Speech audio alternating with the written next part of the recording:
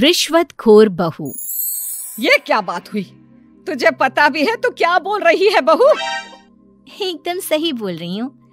अगर आपको मुझसे अपने इन ऐंठन भरे घुटनों की मालिश करानी है तो मुझे वो देना पड़ेगा जो मैं मांग रही हूँ।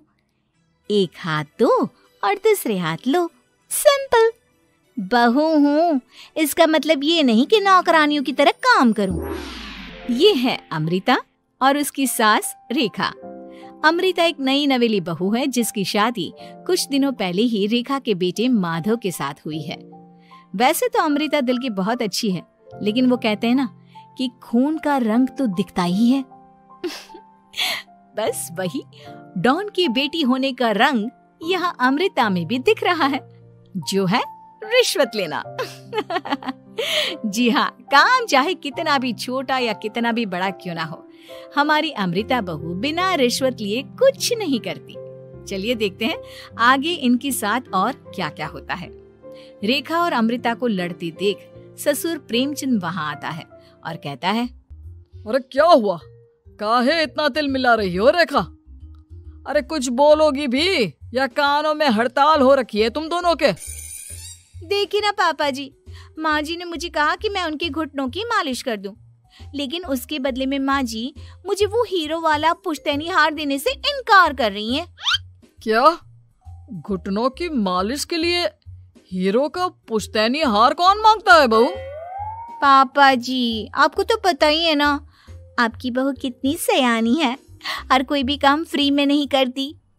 और अब शेखावत खानदान का आटा तो इतना भी गीला नहीं है कि अपनी बहू को हार ना दे पाए। क्यों माय डियर माँ जी? देखा आपने प्रेमचंद जी, ये अब मुझसे पुश्तैनी हार मांग रही है, कल को पूरा घर मांग लेगी। अरे जा जा, मैं खुद कर लूंगी अपनी मालिश। ठीक है, मुझे क्या। एंजॉय योर मालिश टाइम माँ जी। रात में जब पति महादेव दफ्तर से लौटकर घर आते हैं तभी कमरे में, अमो सुनो ना, मेरा वो लाल रंग का जो शर्ट है ना वो धो दो ना प्लीज। एक्चुअली कल मेरी एक इम्पोर्टेंट इंटरनेशनल क्लाइंट के साथ मीटिंग है, बहुत बड़ी डील का ऑफर है, इसलिए मैं अपनी उस लकी शर्ट को पहनकर जाना चाहता हूँ। अभी धो दो, रात भर में तो सूखी जाएगी, फिर कल अच्छे से कड़क वाली इस्त्री कर देना अपने शुभ शुभ हाथों से। जी नहीं, मैं ये सब ऐसे ही नहीं करने वाली। अगर काम करवाना है तो मेरी एक शर्त है। अरे यार, तुम और तुम्हारी शर्तें, बोलो क्या है? आपको मुझे 10 मनीष मल्होत्रा डिजाइनर की साड़ियां दिलानी होगी। 2 हफ्तों में मेरी स्वीट हार्ट फ्रेंड बिल्लो रानी की शादी है। मैं वहां डिजाइनर साड़ी पहनकर जाऊंगी और सब कुछ जला दूंगी। माधव अपनी बीवी की बात सुनकर हैरान परेशान अपने सर पर हाथ रखकर बैठ जाता है। अरे तुम बीवी हो या आफत? तुम्हारे दिमाग में जंग लग गया है क्या? देखो इतने सारे पैसे नहीं है मेरे पास। तुम्हारी याददाश्त तो जगह पर है ना माधव, भूल गए? मैं एक डॉन की बेटी हूँ। अगर तुमने मेरे कहे मुताबिक काम नहीं किया तो तुम्हारे लाल शर्ट को दूर ही रखो, मेरे पापा तुम्हें ही लाल कर डालेंगे। ठीक है, चलो अब ज्यादा मत डराओ, तुम्हें जो चाहेगा मिल जाएगा। अब ये डर और रिश्वत का सिलसिला यूं ही चलता रहता है और इसी तरह समय बीतता रहता है। एक सुबह सब नाश्ते के टेबल पर बैठे थे, जहां अमृता सबके सामने एक व्हाइट बोर्ड लाती है जिस पर दिन भर के सारे कामों के रेट लिखे हुए थे। अब ये क्या है? टीचर नहीं बनने का इरादा है क्या तेरा? अगर हाँ तो अफसोस, बेचारे बच्चे, उनका भविष्य तो अंधेरे में है। आप लोग बेकार की बातें बंद कीजिए और आंखें खोलकर ठीक से पढ़िए क्या लिखा है। ये आज के सारे कामों के रेट्स हैं। आलू पराठे, चाय, दाल, रोटी, चावल, सब्जी, हलवा, मिठाई, रसोई की सफाई, वॉशिंग मशीन में कपड़े धोना, ओखल में मसाले कूटना और माँ जी और पापा जी के अलमारी की सफाई करना। इन सब कामों की कुल मिला के जो रकम बनती है वो है ये 10,000 रुपए और माँ जी के लेटेस्ट लाए हुए सोने के झुमके भी। अमृता, तुम इंसान हो या हैवान? जरा तो दया करो हम पर। हे राम जी, उठा लो, अब ना देखा जाता ये सब। सच में पता नहीं कौन सा दिन था वो जब ये हमारे घर आई। महादेव, तेरे प्यार ने तो हमारा जीना दुश्वार कर दिया बेटा। दुनिया में बहुत रिश्वतखोर लोग देखे, लेकिन ऐसी रिश्वतखोर बहू पहली बार देख रहा हूँ जो अपने ही परिवार को लूटने में लगी है। बहू, तुझे पता है ना कि ऐसे रिश्वत मांगना गुनाह है। पापा जी, मैं कोई गुनाह नहीं कर रही हूँ।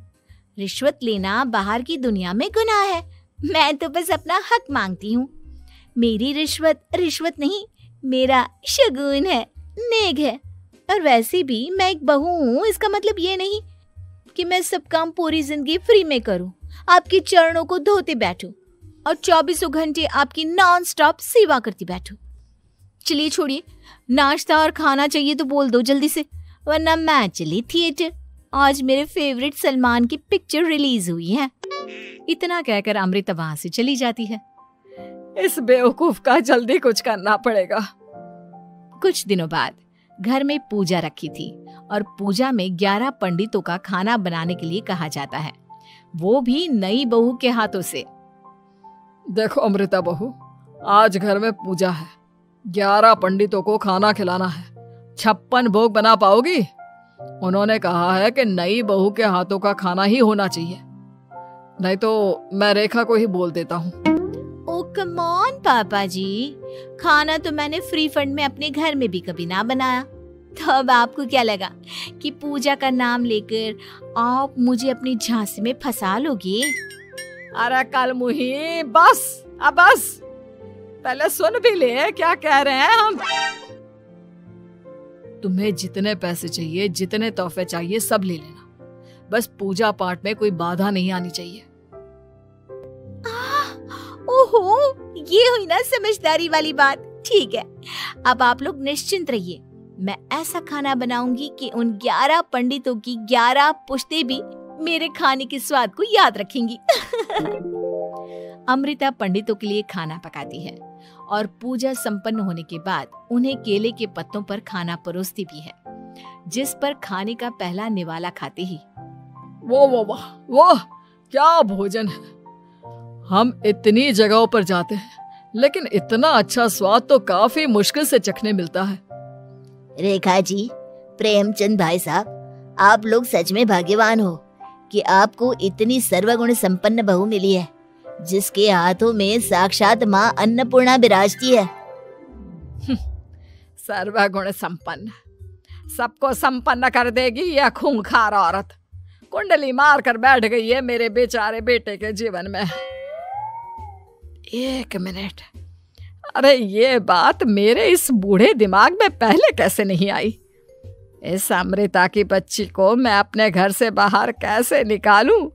इसका उपाय तो पंडित जी के पास जरूर रहेगा। रेखा अगले दिन पंडित जी के पास जाकर उन्हें अमृता के बारे में सब कुछ बता देती है, जिसे सुन पंडित जी भी परेशान हो जाते हैं। अरे, ऐसी बहू तो 7 जन्मों में भी किसी को नसीब ना हो भगवान। देखिए रेखा जी, आपकी रिश्वतखोर बहू और आपके बेटे की कुंडलियों को जोड़कर देखा है मैंने, लेकिन इसमें तो यही बता रहे हैं कि ये आपके जीवन से कभी नहीं जाने वाली।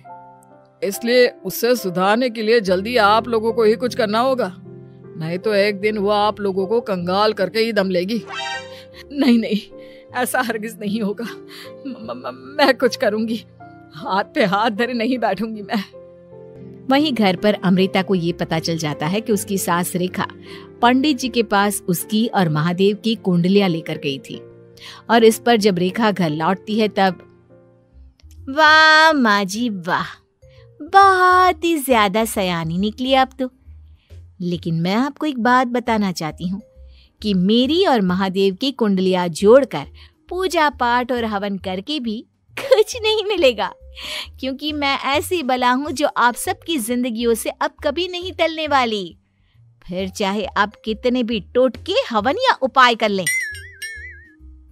तो खुद को समझती क्या है रे बदतमीज। तुझसे बात करना तो दूर, मुझे तो तेरी शक्ल देखना भी नहीं पसंद। अब सास बहू के बीच एक अनकहा सा युद्ध छिड़ जाता है।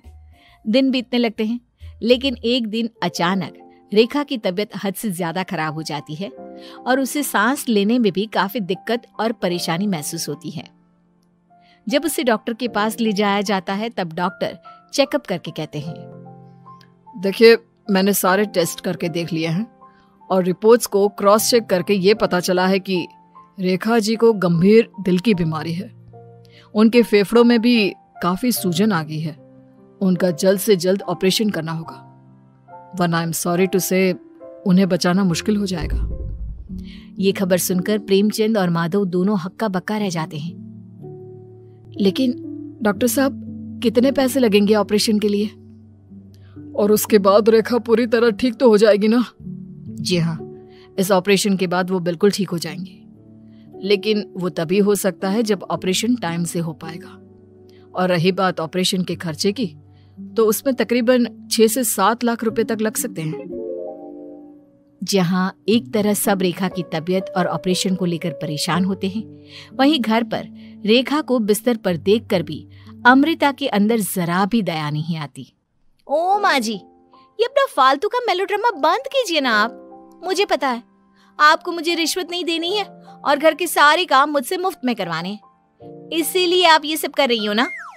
सीरियसली अमृता, ऐसे हालात में तुम ऐसी बातें कैसे कर सकती हो? हम यहाँ परेशान हैं कि ऑपरेशन कैसे कराएंगे, बैंक में इतने पैसे भी नहीं है, और तुम माँ को ताने सुना रही हो। अरे अमृता बहू, मैं भला ढोंग क्यों करूंगी?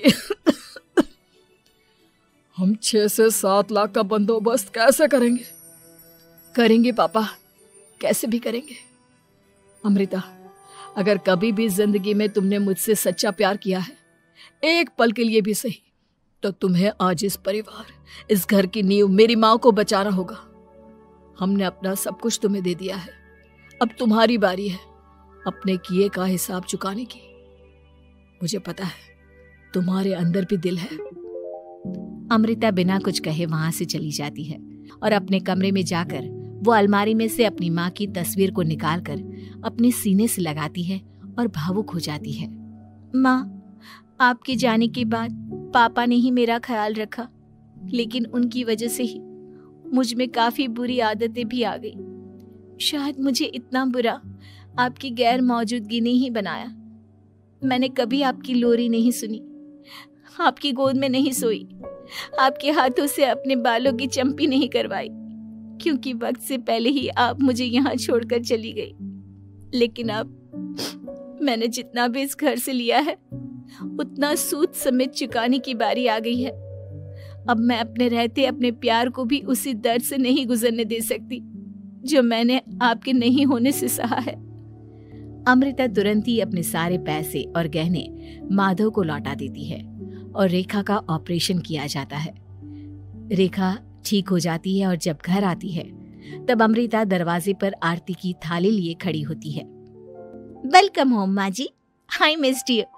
पता है कितने दिनों से किसी के भी साथ लड़ाई नहीं की थी मैंने, और ना ही किसी से रिश्वत मिली मुझे। क्या? हमें तो लगा था कि तेरी अकल ठिकाने आ गई है, लेकिन तू तो अभी भी जैसी की तैसी ही है। माँ जी, पूरी बात तो सुनिए। हाँ, ये सच है कि मैं रिश्वत लिए बिना नहीं रह सकती लेकिन अब ना मेरी रिश्वत बदल गई है। अब मुझे हर काम के बदले झप्पी, अपनापन, प्यार और अपनी इस माँ का दुलार चाहिए। ये सब तो हम तुझे भर भर के दे सकते हैं बेटा। पूरा घर एक साथ अमृता को जोर की झप्पी देता है और सब हंसते मुस्कुराते घर के अंदर चले जाते हैं।